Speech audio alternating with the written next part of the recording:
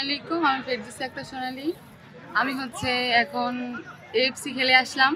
তো আমরা সাব-আন্ডার-20-তে চ্যাম্পিয়ন হয়েছি। টুকু ফুটবল একাডেমি থেকে আমার শুরু খেলা। এখান থেকে আমি ক্যাম্পে যাই। শুরুতে আগে বিকেএসপিতে গেছিলাম। টুকু ভাই আমাকে বিকেএসপিতে চান্স পাওয়ার মতো করে দিছে। তারপর থেকে আমি ক্যাম্পে চান্স পাই। টুকু ভাইয়ের জন্য আজকে এতদূর যাইতে পারছি। তার জন্য আমি অনেক কৃতজ্ঞতা যে টুকু ভাই আমাকে এত দূরে যাওয়ার জন্য হেল্প করছে। তারপরে আমরা প্রথমত লাউসে গেছিলাম।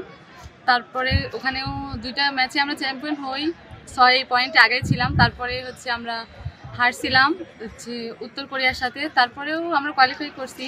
এখন সামনে আরও অনেক খেলা আছে, তার জন্য টুকু ভাইয়ের অনেক কিছু রয়েছে আমার এত কিছুর জন্য। আমাদের টুকু ফুটবল একাডেমি থেকে আমরা 2জন ওই ন্যাশনাল ক্যাম্পে চান্স পাই, ইয়ারজান আপু এবং আমি।